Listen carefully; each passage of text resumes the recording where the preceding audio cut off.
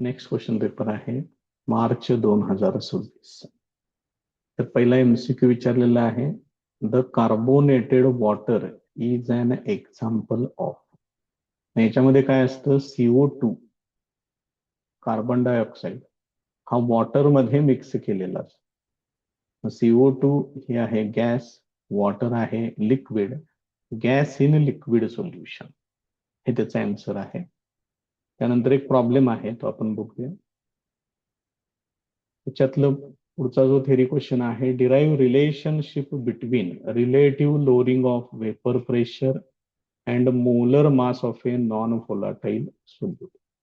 थोडक्यात relative lowering of vapour प्रेशरचं पूर्ण डेरिव्हेशन त्यांनी विचारले, ते विचारले 3 मार्काला. आणि आयसोटोनिक सोल्युशनची डेफिनेशन 3 आणि 1 4. हा प्रॉब्लेम 2 मार्काचा 6, नाही तर 1 मार्काचा MCQ, असं मिळून ते 7 मार्काला याच्यावरती प्रश्न विचारले. हा प्रॉब्लेम जो आहे तो आता बघूया आपण. नेक्स्ट क्वेश्चन घ्या. त्यातला प्रॉब्लेम जो आहे तो, calculate the osmotic pressure of 0.822 gram of sucrose in 300 millilitre of water. Weight दिले, व्हॉल्यूम दिलेलं आहे, ऍट 298 केल्व्हिन टेम्परेचर दिले. Molar mass of sucrose is, त्याचं मोलर मास पण दिलेलं आहे 342 ग्रॅम पर मोल. कॅपिटल R त्याची ही व्हॅल्यू दिलेली आहे. Given data.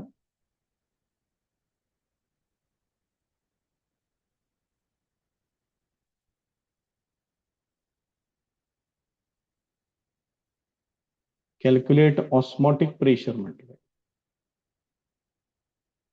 ऑस्मॉटिक प्रेशर म्हणजे पाय, हे फाइंड आउट करायचं आहे. वेट दिलेलं आहे सुक्रोजचं 0.822 ग्रॅम, ते ग्रॅम मध्येच ठेवा. व्हॉल्यूम 300 मिलीलिटर सांगितलंय, याचं मात्र लिटर मध्ये कन्व्हर्शन करावं लागेल. म्हणजेच हे नाव, ह्याला 1000 न डिव्हाइड करा, म्हणजे याचं लिटर मध्ये कन्व्हर्शन होईल. त्यानंतर टेम्परेचर दिलेलं आहे 298 केल्व्हिन. मोलर मास ते दिलेलं आहे 342 ग्रॅम पर मोल. कॅपिटल R 0.0825 डेसिमीटर क्यूब म्हणजेच लिटर. ऍटमॉस्फिअर पर केल्व्हिन पर मोल, एवढं सगळं आहे त्याच्यामध्ये. याचा जो फॉर्म्युला आहे तो घेऊया.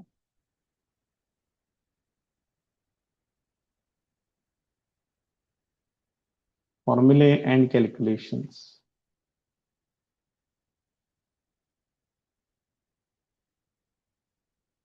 याचा जो फॉर्म्युला आहे तो पाय इक्वल टू MRT घेऊ शकताय किंवा CRT, C फॉर कॉन्सन्ट्रेशन, हे असं घेऊ शकताय.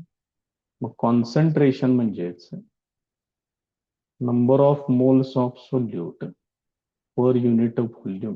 हे तयार करायला शिका, सोपं जाते जास्त, नाहीतर मग सगळं पाठांतर करावं लागेल.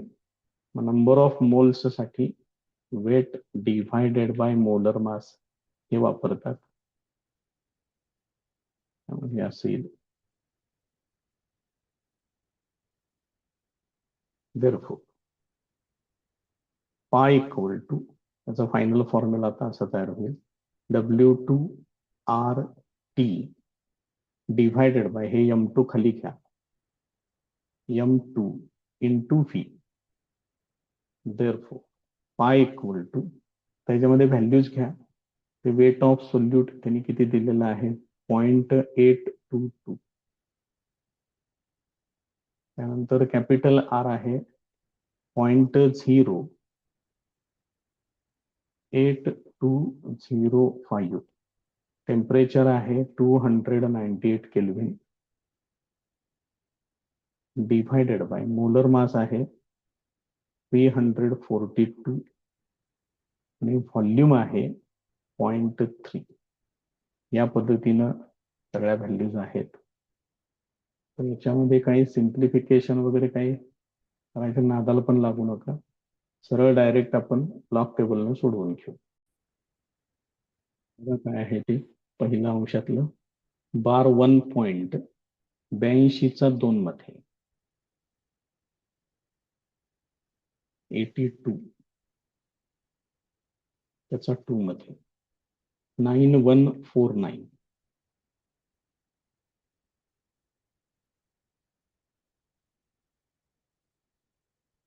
त्यानंतर बार 2.82चा 0 मध्ये 5चा मेन डिफरन्स 82 0 मध्ये 5चा मेन डिफरन्स हे किती येणार 91 38 आणि 3 91 41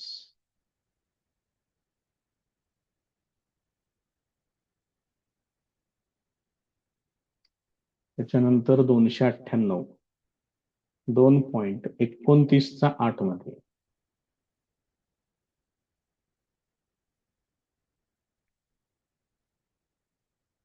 29 8 मध्ये 47 42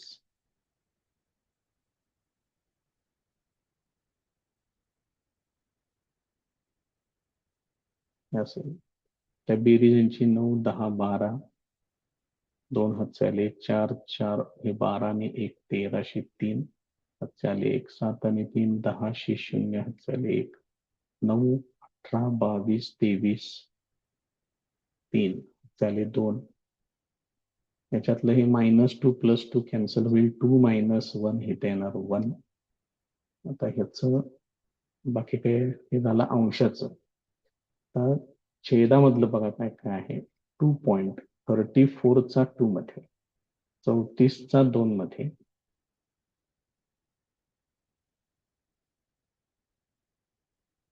34 2 मध्ये आहे 53 40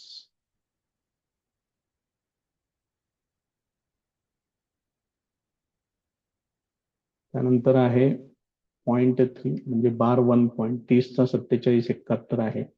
चेक करा 30चा 0 मध्ये त्या दोघांचा प्रोडक्ट आहे यांची बेरीज करा 1 तर 11 येणार हातचे आले 1 7 आणि 1 8 आणि 3 1100 हातचे आले 5 आणि 4 9 आणि 1 10 0 हातचे आले हे 1 आणि हे -1 कॅन्सल इथं फक्त 2 शिल्लक आहे.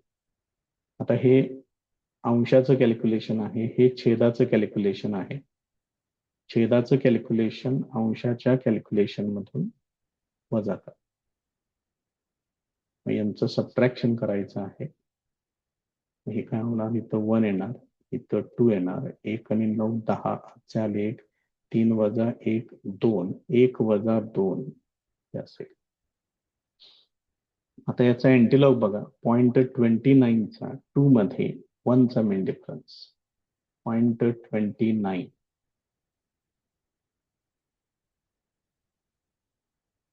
2 मध्ये 1चा मेन डिफरन्स 0चा आहे त्यामुळे 1959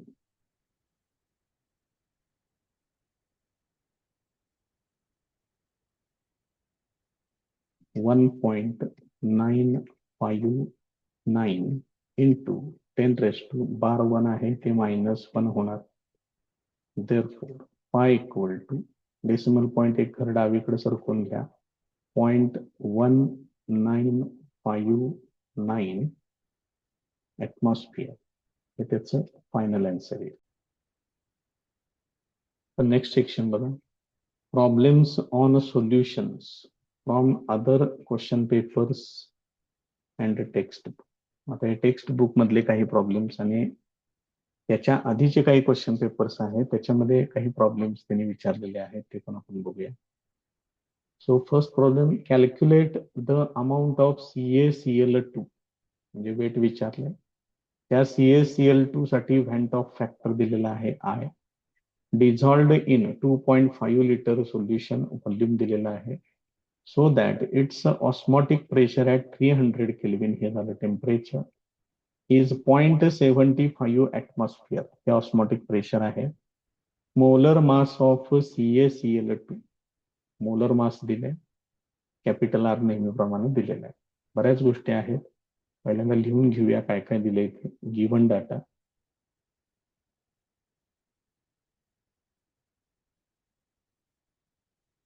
कॅल्क्युलेट अमाऊंट ऑफ CaCl2 म्हणजे त्याचं वेट फाइंड आउट करायचं आहे.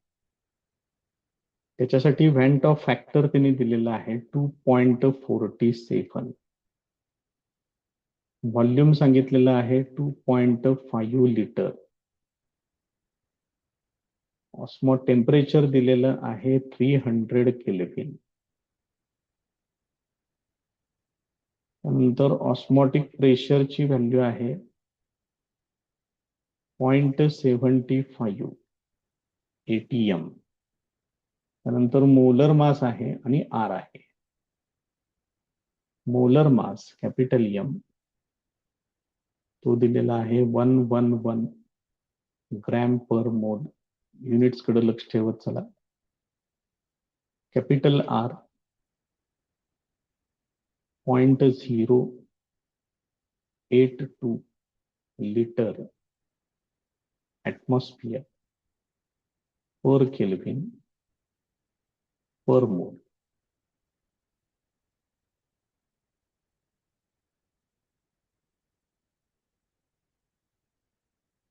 Formula and calculations.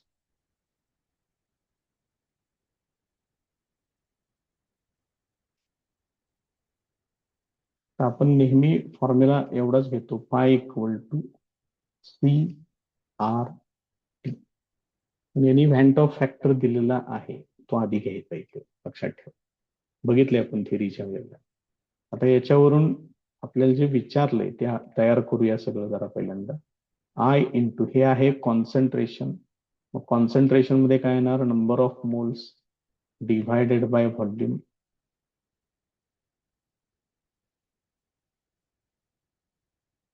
याच्यामधले number of moles म्हणजेच weight divided by molar mass. इथं तुम्ही W2/M2 असं घेतलं तरी पण चालते, काय अडचण नाही. कारण आपण सोल्यूट साठी 2 वापरलो, तर आठवतंय का बघा.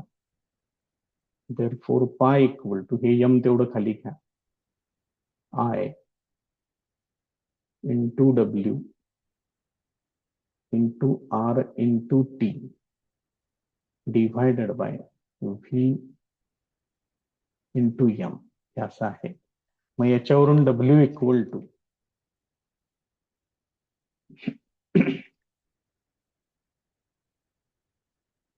डब्ल्यू इक्वल टू काय काय येणार, तर pi into V into M divided by I into R into T या पद्धतीने व्हॅल्यूज येतील. therefore डब्ल्यू इक्वल टू त्याच्यामध्ये व्हॅल्यूज घ्या. आय किती सांगितलेलं आहे 0.75.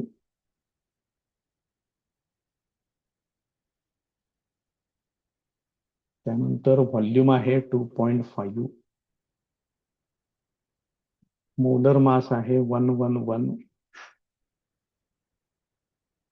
डिव्हायडेड बाय आय दिलेला आहे 2.47. कॅपिटल आर तो आहे 0.082 आणि कॅपिटल टी ते आहे 300.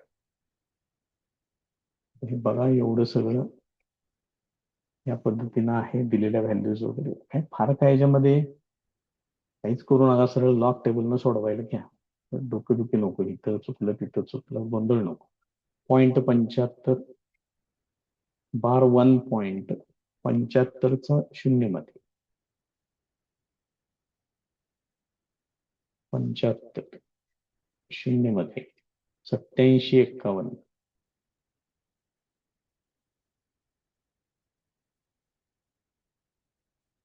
त्याच्यानंतर आहे 2.5 25चा 3979 असेल. 3979 3979.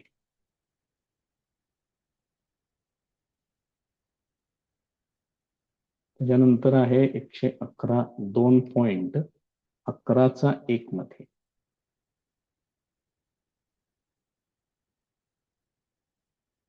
11 मध्ये 0453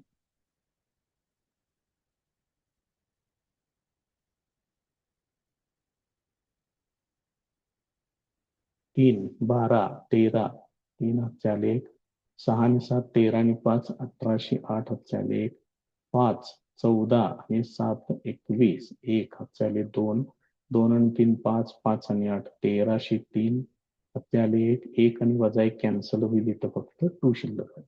हे अंशाचं झालं. आता छेदाचं कॅल्क्युलेशन बघून घ्या 0.24 7 मध्ये 24 7 मध्ये 3927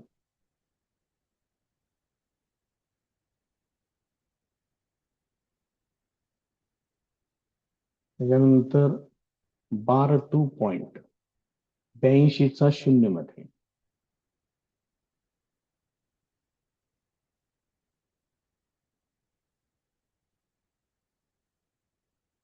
9138 9138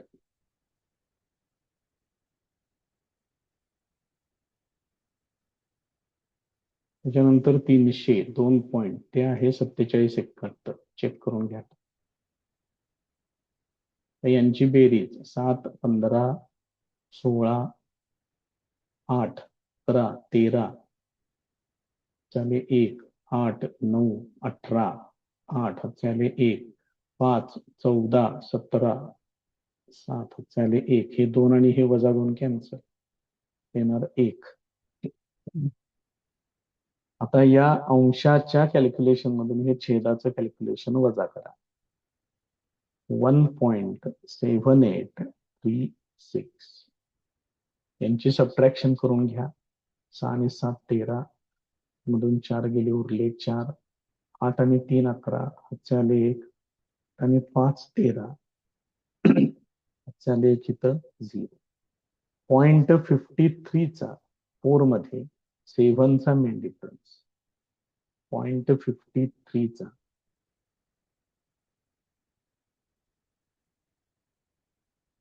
ते 47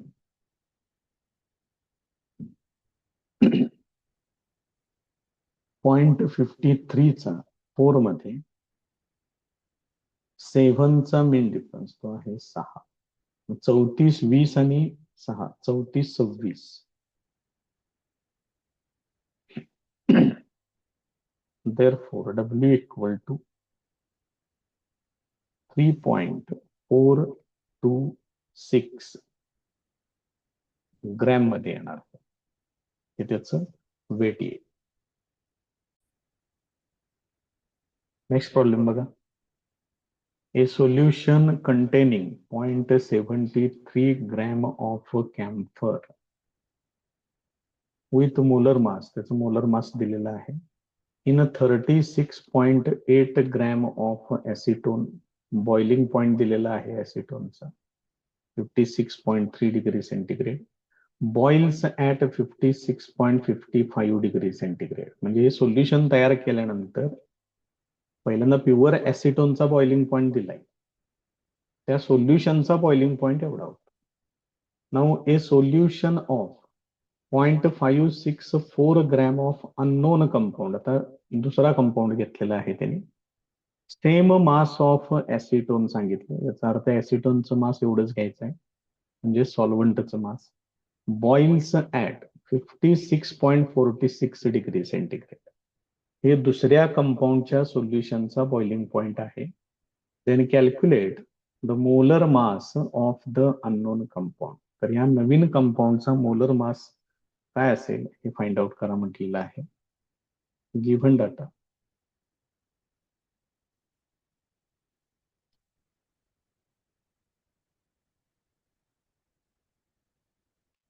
दोघांच्यासाठी आपण सेपरेट इन्फॉर्मेशन कलेक्ट करूया. पहिली इन्फॉर्मेशन आहे फॉर कॅम्फर सोल्युशन.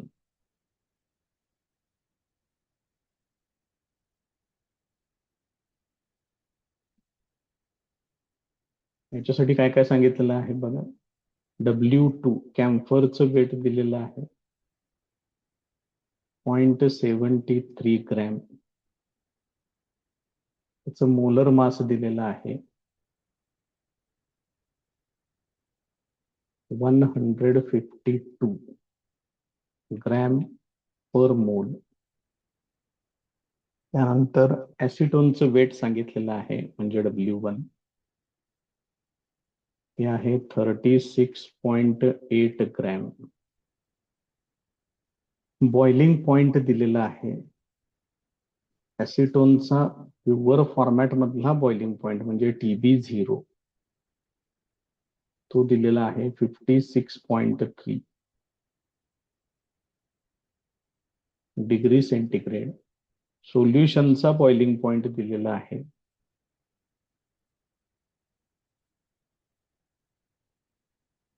सांगितलेलं आहे 56.55 डिग्री सेंटीग्रेड. त्यानंतर सेम अशीच इन्फॉर्मेशन आता अननोन कंपाऊंड साठी घ्यायची आहे.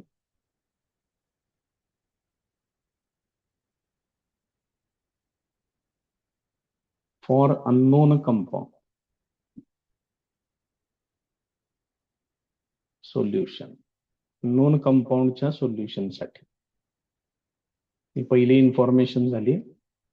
कॅम्फरच्या सोल्युशन साठी काय सांगितले बघा आता. आता त्यांनी W2 डॅश, त्याला डॅश टाकू आपण सगळीकडे, ते सांगितलेलं आहे 0.564 ग्रॅम सांगितलं. त्याचंच मोलर मास फाइंड आउट करायचं आहे. M2 dash equal to question mark.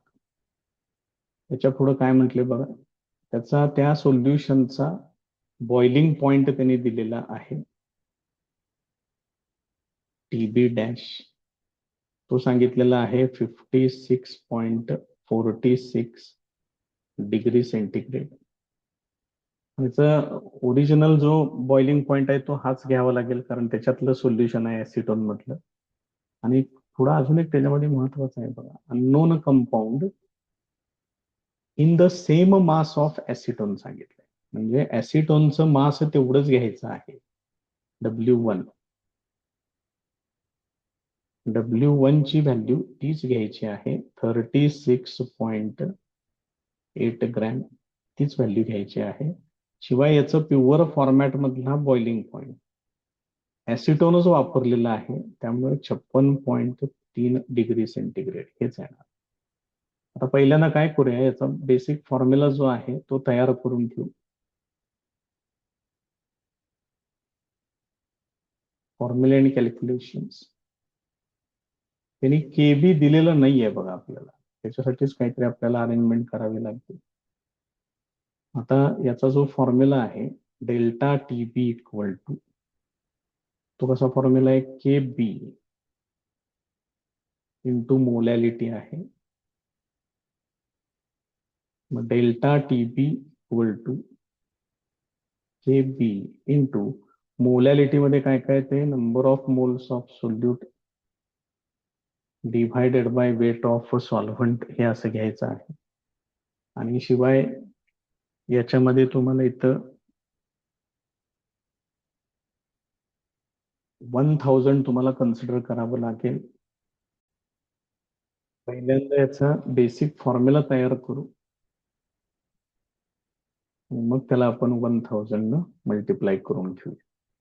N2 साठी येणार W2 upon M2 divided by W1 हे असेल. Therefore delta TB equal to KB into W2 upon हे M2 खाली घेतो इथं इंटू W1. आणि आता इथं काय करतोय मी 1000 इथं मल्टिप्लिकेशन मध्ये घेतो.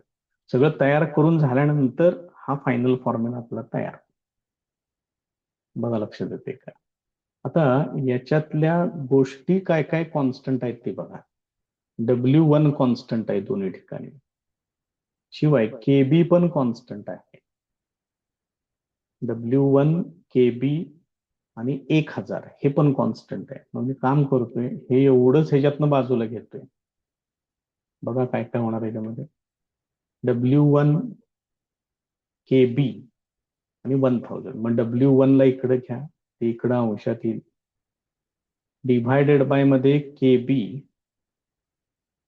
इंटू 1000 असेल. ही टर्म तयार होईल इकडं.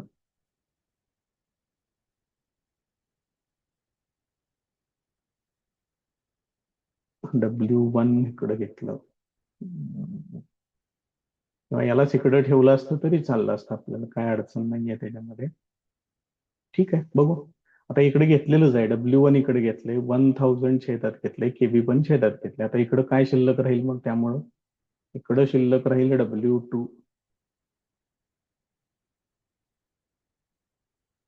M2 आणि हे डेल्टा TB तेवढे इकडे असं तयार होईल. W2 divided by M2 into delta TB हे असं येणार. मग आता मला याच्यामध्ये डेल्टा TB दोन्ही सोल्युशन साठी काढावं लागेल आणि दोघांच्यासाठी हे मला इक्वेट करावं लागेल. हे पहिल्या सोल्युशन साठी झालं.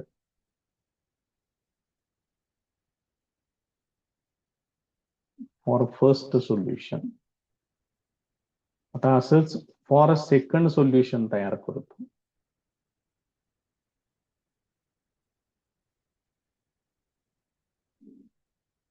कारण ह्या डाव्या बाजूच्या व्हॅल्यूज तर काय बदलणार नाहीयेत, त्या तशाच राहतील. फक्त इकडच्याच व्हॅल्यूज आता चेंज होतील. W2 dash divided by M2 dash into delta TB dash असेल. आता या दोघांच्याही डाव्या बाजू सेम आहेत, उजव्या बाजू इक्वेट करा. Therefore W2 divided by M2 into delta TB, this is equal to W2 dash divided by M2 dash into delta TB dash. याला मी इक्वेशन नंबर 3 लिहितोय. आपल्याला त्यांनी काय विचारले बघा, त्यांनी विचारले M2 डॅश. एक काम करूया, M2 डॅशचा याच्यावरून फॉर्म्युलाच तयार करून घेऊ सगळं आणि मग त्याला इक्वेशन नंबर टाकूया. Therefore M2 dash equal to, हे तेवढं इकडे घ्या, बाकी सगळं इकडे पाठवून घ्या. W2 dash into M2 into delta TB divided by W2 इकडे घ्या छेदामध्ये इंटू डेल्टा TB डॅश हे असेल. याला इक्वेशन नंबर 3 म्हणूया. आता याच्यामध्ये सगळ्या व्हॅल्यूज मला वापरायच्या आहेत. मी जरा तयारी करून घेतो त्याची, जरा त्या व्हॅल्यूज सगळ्या इकडं खाली घेतो, नाहीतर प्रत्येक वेळेला मला येतं खाली वरती असं.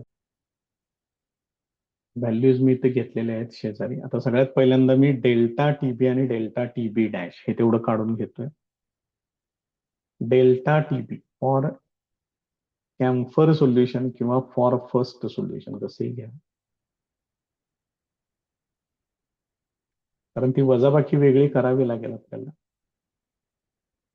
डेल्टा TB इक्वल टू, त्याचा फॉर्म्युला कसा आहे, TB minus TB0.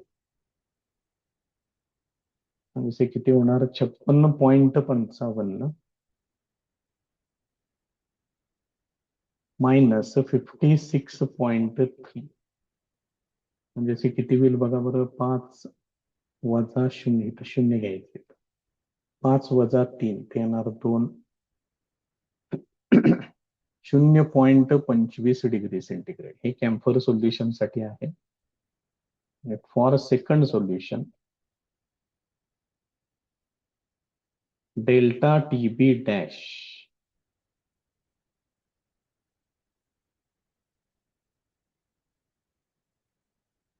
Is equal to, इथं काय होणार, TB डॅश मायनस TB0. ती व्हॅल्यू तीच राहणार आहे, कारण ऍसिटोन मधलंच सोल्युशन आहे. फक्त नवीन बॉइलिंग पॉइंट किती आहे बघा, 56.46.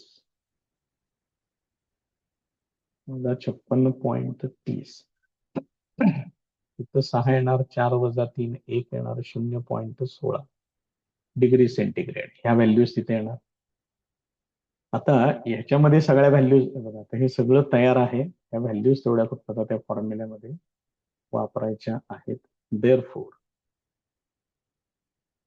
m2 डॅश इक्वल टू, जरा बघा आता व्हॅल्यूज फक्त तेवढ्या व्यवस्थित घ्या. W2 डॅश कुठं आहे? इथे 0.564 इंटू M2 152 152. त्याच्यानंतर आहे डेल्टा टीबी, ते आहे 0.25. W2 ते आहे 0.73.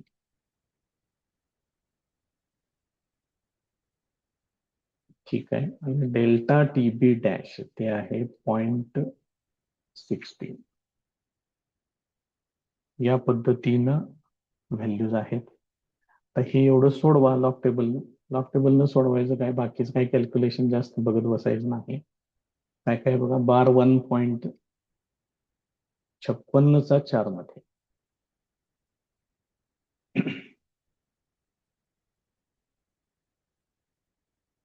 56 मध्ये 7513.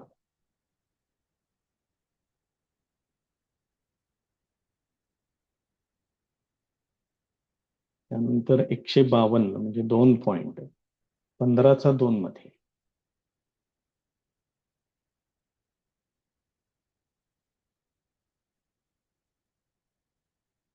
तो येतो 1818.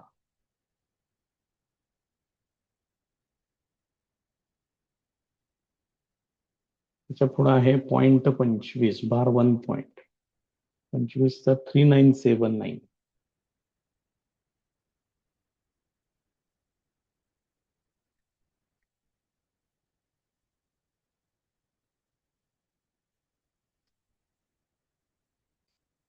त्यांची बेरीज 9 17 20 0 हातचाले 2 9 10 11 1 हातचाले 1 10 18 23 3 हातचाले 2 5 6 13 हातचाले 1 हे 2 आणि हे -2 कॅन्सल. इथलं फक्त 1 शिल्लक राहील. झाला अंशाचं कॅल्क्युलेशन. छेदामध्ये बघा काय काय आहे. बार 1.73चा 0 मध्ये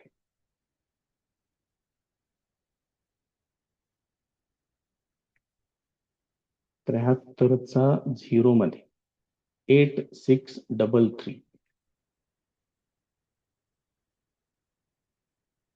8633 आणि बार 1.16चा बहुतेक 2041 असं काहीतरी असल्यासारखं वाटते. 16 2041 16चा 2041 आहे.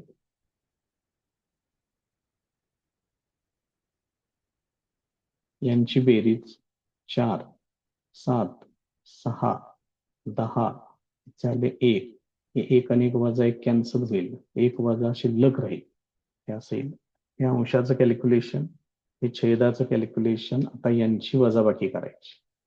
बार 1.0674. आता यांची सबट्रॅक्शन करायची आहे. 4 आणि 6 10 8 आणि 3 11 हातचाले 1 7 आणि 6 13 हातचाले 1 3 मधून 1 केला उरले 2 आणि यांची वजाबाकी करायची आहे. त्यामुळे हे मायनस मायनस प्लस होईल. 1 + 1 ते येणार 2. 0.26चा 3 मध्ये 6चा मेन डिफरन्स. 0.26 3 मध्ये 6चा मेन डिफरन्स 6. 18 32 आणि 3 18 35.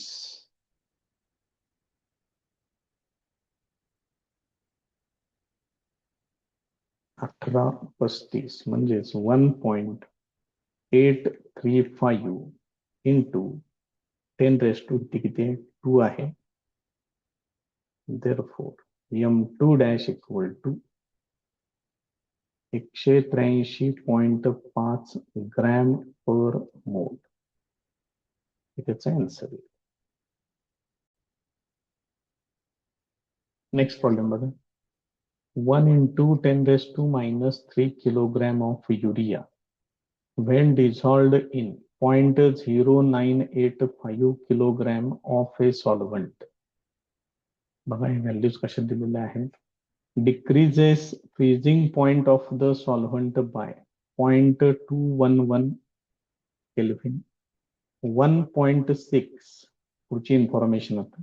1.6 into 10 raised to minus 3 kilogram of another non-electrolyte solute when dissolved in 0.086 kilogram of the same solvent. हे महत्वाचं, सॉल्व्हंट सेम आहे याचा अर्थ दोघांच्यासाठी हे काय आहे, फ्रीजिंग पॉइंट आहे, याचा अर्थ केएफ दोन्हीसाठी सेम घ्यायचा. Depresses the freezing point by 0.34 kelvin. दुसऱ्या सोल्युशनचा डिप्रेशन ऑफ फ्रीजिंग पॉइंट त्याची व्हॅल्यू दिलेली आहे. Calculate the molar mass of another solute. युरियाचा मोलर मास आहे 60 त्यांनी दिलेलं आहे. त्यामुळे याच्यामध्ये काय वापरले सेम तिकडे जरा लक्ष ठेवा, म्हणजे मग कॅल्क्युलेशन मध्ये जरा असं ऍडजस्टमेंट करता येईल.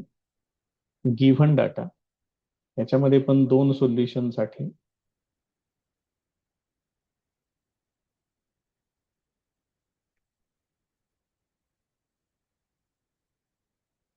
For urea solution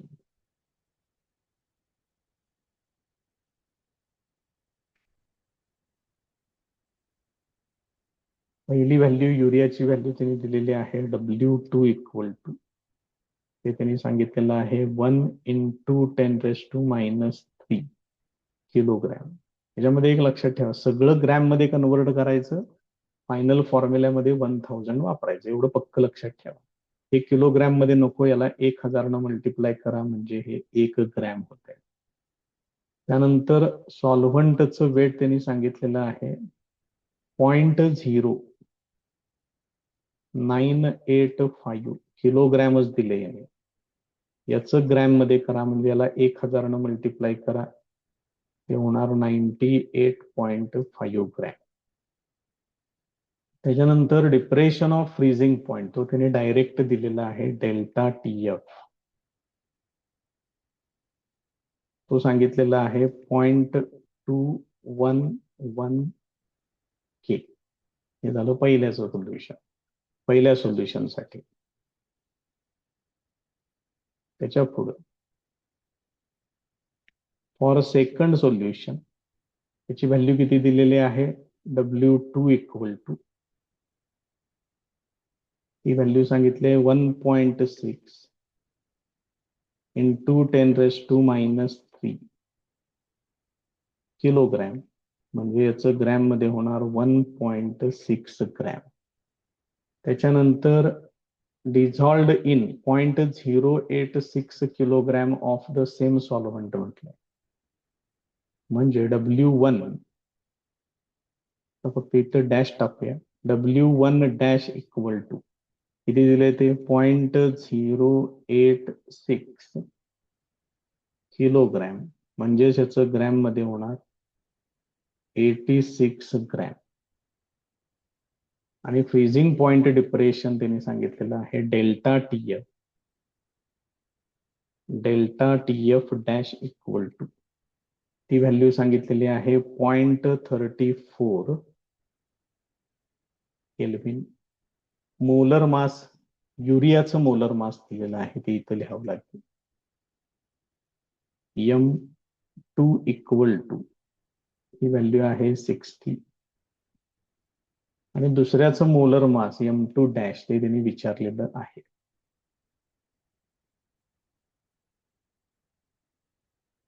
M2 dash equal to question. त्यामुळे हे दिलंय काय, कसं कशा पद्धतीने घ्यायचं आहे ते जरा बघा. पुढचा सेक्शन आहे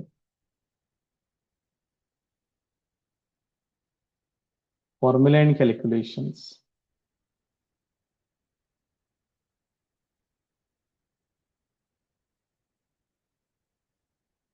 आता डिप्रेशन ऑफ फ्रीजिंग पॉइंट त्याचा पहिल्यांदा फॉर्म्युला तयार करून घेऊ. Delta T F equal to K F into M. मी काय डायरेक्ट फॉर्म्युला पण मी घेऊ शकतो. मी मुद्दाम घेत नाहीये, त्या प्रोसिजर्स तुम्हाला समजाव्यात तरच ह्याची भीती जरा कमी होईल, नाहीतर मग हे त्रास देणार तुम्हाला. हे असं आहे, मोलॅलिटीची डेफिनेशन आहे ही. Therefore delta T F equal to K F N two, म्हणजेच काय येणार, W2 अपॉन M2. W2 ला अंशात ठेवतोय, हे M2 छेदामध्ये घेतोय इंटू W1. आणि हे सगळं जर तुम्ही ग्रॅम मध्ये घेतलं असेल तर पुढं आठवणीनं त्याला 1000 मल्टिप्लाय करा. आता याच्यातलं सेम काय राहिलेलं आहे ते मी मगाशी सांगितलंय, तेच सॉल्व्हंट वापरलेलं आहे. त्यामुळं इथं के एफ सेम राहणार. के एफ आणि 1000 ह्या दोघांना एका बाजूला ठेवतोय, बाकी सगळ्या टर्म पलीकडे पाठवून देतोय. आणि त्याच्यावरून आपण फॉर्म्युला तयार करून घेऊ, काय होतंय ते बघूया. म्हणजे देअरफॉर हे के एफ इंटू 1000 मी इकडे लिहिणार, बाकीच्या सगळ्या टर्म मला इकडे घ्यायच्या. Delta T F into M2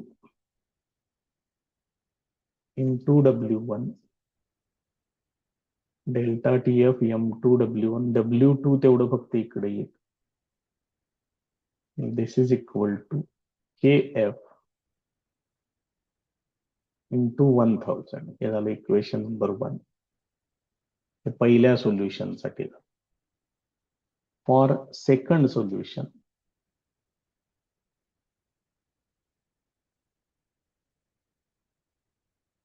K F is same. K F तोच राहणार, कारण सॉल्व्हंट बदललेला नाही, त्यामुळे के एफ बदलायचा प्रश्न येत नाही. Delta T F dash into M2 dash into W1 dash divided by W2 dash is equal to K F into 1000. या दोन्ही इक्वेशनच्या RHS सेम आहेत, त्यामुळे तुम्ही त्यांचं LHS सेम करून घेऊ शकता. Therefore delta T F into M2 into W1 divided by W2, this is equal to delta TF dash M2 dash W1 dash divided by W2 dash. तर मला फाइंड आउट करायचं आहे M2 डॅश. मग याच्यावरून M2 डॅशचा तेवढा formula तयार करा, values वापरा आणि सोडवा ते. देअरफॉर इथं आहे बघा M2 डॅश. मग M2 डॅश इक्वल टू, तेवढे एकटंच तिकडं राहील, बाकी सगळं पलीकडे पाठवा. हे W2 डॅश इथं अंशात येईल. Delta TF M2 W1 W2 dash divided by delta TF dash into W1 dash. इकडं कोण शिल्लक आहे, W2. टर्म्स भरपूर होत आहेत. हीच प्रोसिजर कमी कॅल्क्युलेशनची प्रोसिजर आहे, नाहीतर मग तुम्हाला KF पहिल्या कॅल्क्युलेशन वरून काढून घ्यावा लागेल आणि परत तो दुसऱ्यांदा वापरावा लागेल. म्हणजे तुम्हाला त्याच्यामध्ये डबल काम करावं लागेल, हे लक्षात ठेवा. त्यामुळे हे तुम्ही ठरवा की तुमच्यासाठी तुम्हाला कुठलं जास्त सोपं जातंय, हे तुम्ही ठरवा.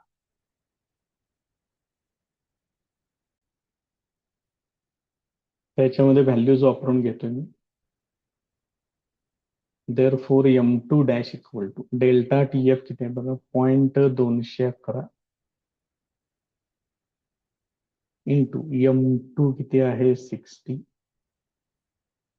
त्याच्या पुढं W1 ते आहे 98.5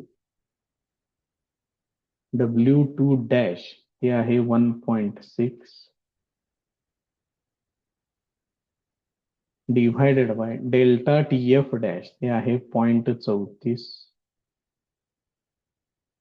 W1 डॅश ते आहे 86 आणि W2 हे आहे 1 ग्रॅम. आता हे एवढं तुम्हाला लॉग टेबलनं सोडवावं लागेल. ठीक आहे, सुरुवात करूया मग. काय काय दिलेलं आहे अंशात बघून घ्या. काय बाकी सिम्प्लिफिकेशन वगैरे काही करत बसू नका, डायरेक्ट लॉग टेबल. बार 1.21 1 मध्ये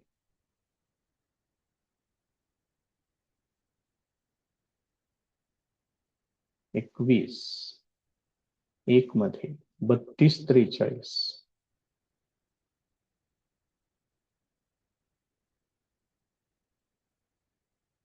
त्यानंतर 60 77 82 आहे. चेक करूया. 60 77 82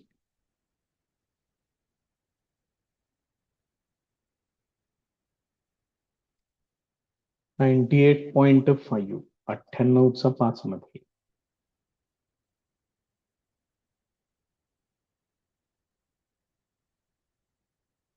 5 मध्ये 99 34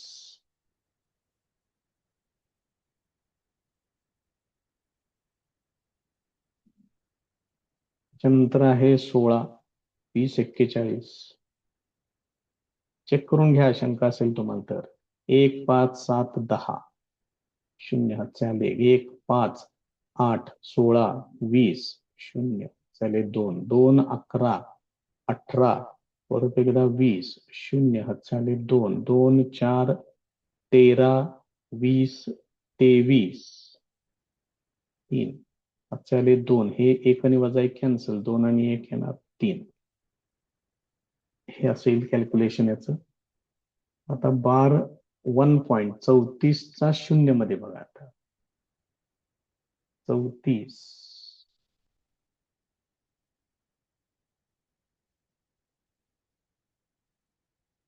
34 0 मध्ये ते येणार 53 15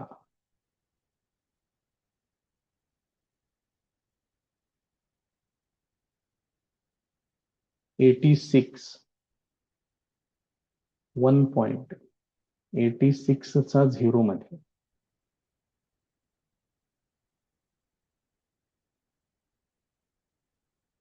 93 45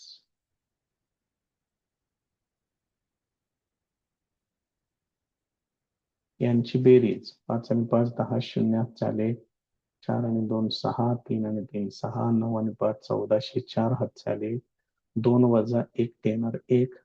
हे झालं अंशाचं. हे छेदाचं कॅल्क्युलेशन 1.4660 यांची सबट्रॅक्शन करा. इथं 0 6 आणि 4 10 हात चाले 1 7 आणि 3 10 हात चाले 1 5 आणि 8 13 चाले 1 3 मधून 2 गेले उरले 1.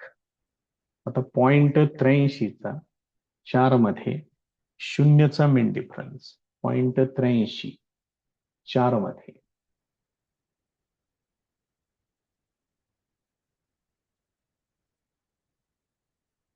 0.83 4 मध्ये तो आहे 68 23